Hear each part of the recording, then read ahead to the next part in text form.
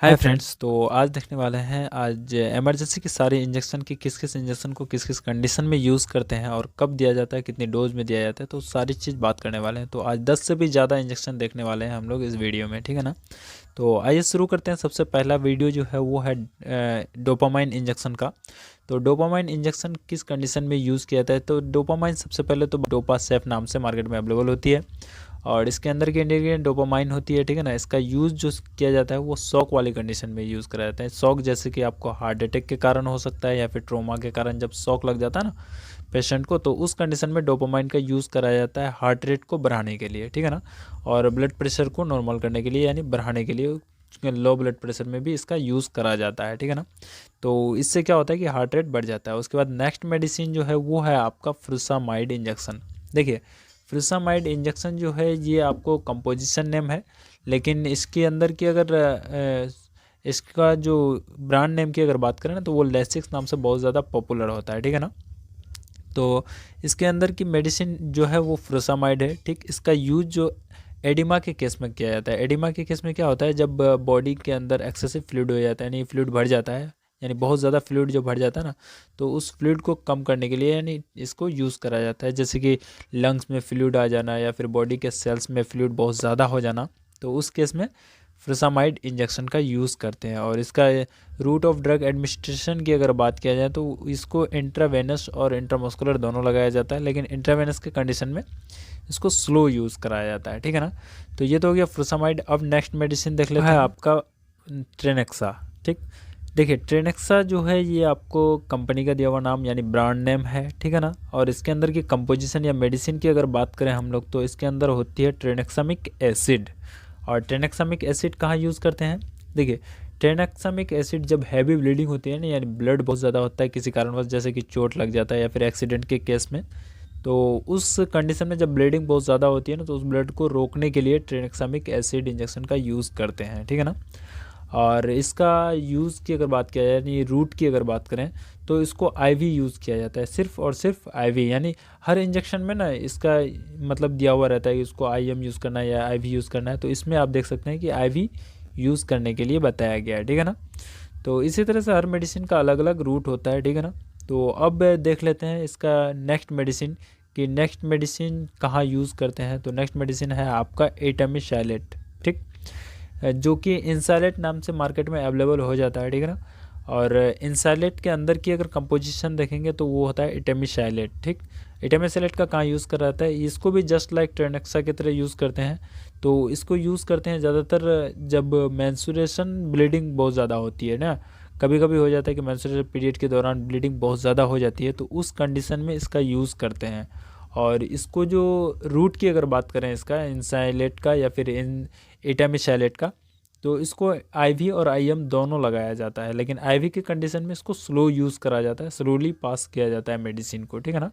तो इसी तरह से सारा मेडिसिन के बारे में बताऊंगा। मेडिसिन लेने से पहले हाँ, पहले अपना डॉक्टर से कंसल्ट कर लें। बिना कंसल्ट का कोई भी मेडिसिन सेल्फ यूज़ ना करें, क्योंकि मेडिसिन की साइड इफ़ेक्ट होती है, ठीक है ना। अब नेक्स्ट मेडिसिन देख लेते हैं, वो है आपका पेंटॉप। पेंटॉप की अगर बात करें, देखिए इसके अंदर की कंपोजिशन देखें तो वो होता है पेंटोपाराजोल। पेंटोपाराजोल क्या होता है कि ये एसिड का सिक्रेशन को कंट्रोल करता है, यानी एसिड बनने से इसको रोकता है स्टोमक में, ठीक है ना। तो जीईआरडी की कंडीशन में यूज़ करते हैं और साथ में एसिडिटी के केस में इसका यूज़ करा जाता है, यानी कि पेट के अंदर जो गैस बनी होती है ना उस गैस को ठीक करने के लिए पेंटॉप का यूज़ करा जाता है, ठीक है ना। तो ये भी मेडिसिन डॉक्टर के प्रिस्क्रिप्शन के अनुसार ही यूज़ करना है, ठीक है फ्रेंड्स। उसके बाद नेक्स्ट मेडिसिन देख लेते हैं अब। तो नेक्स्ट मेडिसिन जो है आपका मोनोसेफ है, ठीक। मोनोसेफ की अगर बात किया जाए तो मोनोसेफ के अंदर की कंपोजिशन देखें ना तो उसमें होता है सेफ्ट्रैक्सोन। सेफ्ट्रैक्सोन एक एंटीबायोटिक होता है जो कि बैक्टीरियल इन्फेक्शन में इसका यूज़ करते हैं। जैसे बैक्टीरिया से कोई डिजीज़ हो गया तो उसके अगेंस्ट में मोनोसेफ का यूज़ करा जाता है, ठीक।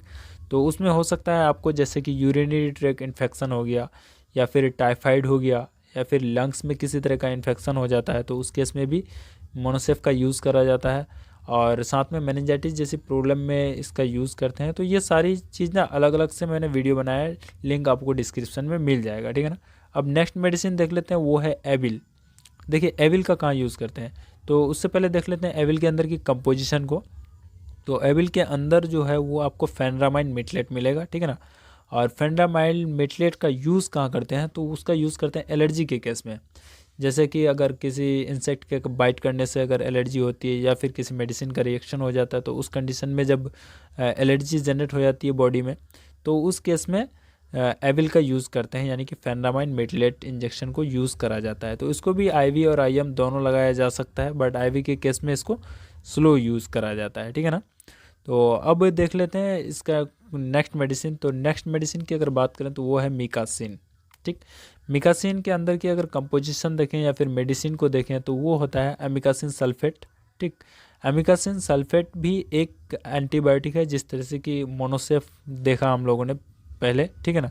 तो अमिकासिन की अगर बात करें तो इसका भी यूज इन्फेक्शन में ही करा जाता है, जैसे कि किस तरह का इन्फेक्शन, एब्डोमेन में किसी तरह का इन्फेक्शन हो जाए या फिर इंटेस्टाइन में किसी तरह का इन्फेक्शन हो जाए, और साथ में निमोनिया के केस में भी इसका यूज़ करते हैं, और जेनेटल इन्फेक्शन में भी यूज़ करा जाता है। जेनेटल इन्फेक्शन क्या होता है कि जैसे जेंट्स हो या फिर मेल हो या फीमेल हो, उसके जेनेटल पार्ट में किसी तरह का बैक्टीरियल इन्फेक्शन हो जाता है, तो उस केस में भी मिकासिन इंजेक्शन का यूज़ करते हैं डॉक्टर अपने एक्सपीरियंस के अनुसार, और अकॉर्डिंग टू सिविरिटी कैसा है उस पे उसके हिसाब से पेशेंट को डोज दिया जाता है, ठीक है ना। इसको भी आईएम और आईबी यूज़ करा जा सकता है अकॉर्डिंग टू सिविरिटी और पेशेंट की कंडीशन क्या है उस पर, उसको देख करके इसका यूज़ करते हैं, ठीक है ना। और बात कर रहे हैं नेक्स्ट मेडिसिन की, तो वो है आपका एमिसेट। देखिए एमिसेट क्या है, उसके अंदर की कंपोजिशन अगर देखेंगे ना तो उसमें है आपका ओंडानसेट्रोन। देखिए ओंडानसेट्रोन एक एंटी एमेटिक मेडिसिन होती है, ठीक। एंटी एमेटिक जो कि वोमिटिंग को कंट्रोल करे, ठीक। तो इसका यूज़ कहाँ करेंगे, वोमिटिंग के केस में, जब पेशेंट को वोमिटिंग होता है तो उस केस में यूज़ करा जाएगा ओंडानसेट्रोन। ओंडानसेट्रोन तो कंपोजिशन है, अलग अलग नाम से मार्केट में अवेलेबल होता है, जैसे एमिसेट हो गया, बोमिकाइंड नाम से भी मार्केट में देखेंगे कई बार आपको मिल जाएगा, ठीक है ना। तो इसका यूज़ उल्टी को रोकने के लिए किया जाता है। वो किसी भी कारणवश उल्टी हो सकता है, जैसे स्टोमक में किसी तरह का इन्फेक्शन वगैरह कुछ भी हो सकता है, ठीक। अब जो नेक्स्ट मेडिसिन है वो है आपका डायनापार। डायनापार के अंदर की कंपोजिशन अगर देखेंगे तो उसमें मिलेगा आपको डाइक्लोफेनेक सोडियम, ठीक। डाइक्लोफेनेक सोडियम एक एनाल्जेसिक मेडिसिन है। एनाल्जेसिक की बात किया जाए तो वो है आपको जो पेन को रिड्यूस करे, यानी बॉडी के अंदर जो पेन होती है ना, तो उस पेन को जो कम करता है उसको एनाल्जेसिक बोला जाता है। तो डाइक्लोफेनेक एक एनाल्जेसिक है जो पूरे बॉडी में जब पेन हो जाता है तो उस पेन को कम करने के लिए इसका यूज़ करा जाता है, ठीक है ना। आई होप कि ये चीज़ आप लोगों को समझ में आ गया होगा कि किस मेडिसिन का कहाँ यूज़ करते हैं किस कंडीशन में, ठीक है ना। इस तरह से और भी बहुत सारी मेडिसिन है जिसको भी अलग अलग से बताने में बहुत लंबी वीडियो हो सकती है, तो इसी तरह से यूज़ करते हैं। अगर आप लोग चाहते हैं तो कमेंट में बताइएगा, मैं इससे रिलेटेड और भी वीडियो लाऊंगा, ठीक है ना। तो आई होप कि ये सारी चीज़ क्लियर हो गया कि कौन इंजेक्शन कहाँ यूज़ करते हैं और किस कंडीशन में। देखिए कोई भी मेडिसिन लेने से पहले अपने डॉक्टर से ज़रूर से एक बार कंसल्ट कर लीजिएगा, ठीक है ना, क्योंकि ये वीडियो सिर्फ नॉलेज पर्पज़ के लिए बनाया जा रहा है, ठीक। यहाँ पे कोई भी मेडिसिन सेल्फ यूज़ करने के लिए नहीं बताया जा रहा है, ये सिर्फ मेडिकल स्टूडेंट के लिए है, उन छात्रों के लिए जो कि मेडिकल प्रैक्टिस करता हो या फिर मेडिकल शॉप खोला हो या फिर कुछ पैरामेडिकल कोर्स करता हो, तो उनके नॉलेज के लिए इस वीडियो को बनाया गया है।